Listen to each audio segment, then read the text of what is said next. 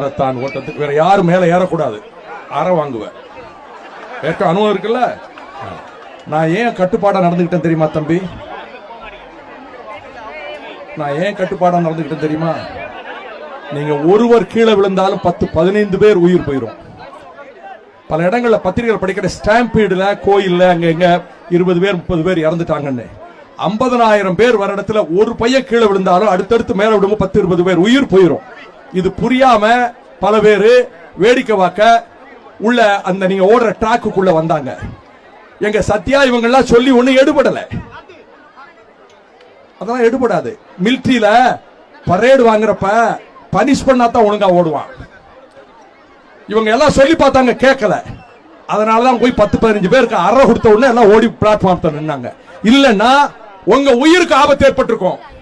பத்திரிகையாளர்களுக்கு சொல்றேன், வைகோ புறப்படும் போது பல பேர் அடித்தாருன்னு காலையில் செய்தி போடுவாங்க. மேல ரொம்ப பிரியமான 2-3 பேப்பர் இருக்கு. இந்த 50,000 பேர் ஓடினத போட மாட்டாங்க. வைகோ வந்தாரு, அங்க நின்னவங்களை எல்லாம் அடிச்சாரு. ஏன் அடிச்சாரு? இது ஏன் பிள்ளைங்க, ஏன் பிள்ளைங்க, ஏன் பேர பிள்ளைங்க. அது கீழே விழுந்து அது காயம் வந்தா அவங்க அப்பா அம்மா எப்படி வருத்தப்படுவாங்களோ அதை விட 1000 மடங்கு நான் வருத்தப்படுவேன். ரவி கீழே இறங்குறியா இல்லையா? உடம்பு பலமா இருக்கு நினைக்கிறியா? தூக்கி வெளியே போட்டுருவேன். அதாவது தம்பிகளே, நான் பட்டாளத்தில் இருக்க வேண்டியவன் தெரியாம அரசியலுக்கு வந்துட்டேன். ஏன்னா கட்டுப்பாடு இருந்தா தான் உங்களை நம்பி உங்க அப்பா அம்மா அனுப்பியிருக்காங்க. விடிய காலம் 5 மணிக்கு அனுப்பி விட்டு 4 மணிக்கு நீங்க ராத்திரி எல்லாம் தூங்கி இருக்க மாட்டீங்க. அது நினைச்சு நீங்க தூங்கி இருக்க மாட்டீங்க. எனக்கு என்ன பயம் தெரியுமா தம்பி? ஏதாவது ஒரு பையனுக்கு கை கால் முறிஞ்சிட்டா என்ன செய்யறது? ஸ்டாம்பீட் ஆச்சுன்னா உயிருக்கே ஆபத்தாயிரும். எப்படின்னா ஒரு பையன் விழுறான்னு வையே, அடுத்த விழுவான், கண்ட்ரோல் பண்ண 50-100 பேர் விழுந்துருவாங்க. கீழே விழுகிற 10-15 பேர் உயிர் போயிடும்.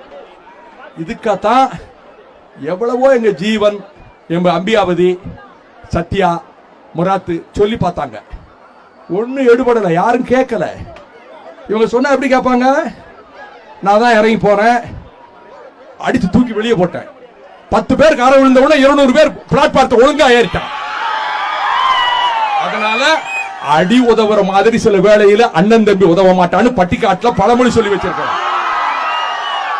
நல்லதுக்கு தான் அடிக்கணும், சண்டை போட்டுக்கிட கூடாது. நீங்க எல்லாம் என் பேர பிள்ளைய மாதிரி இருக்கீங்க. உங்களோட நான் ஸ்போர்ட்ஸ் மேன், நான் காலேஜ் வாலிபால் பிளேயர்.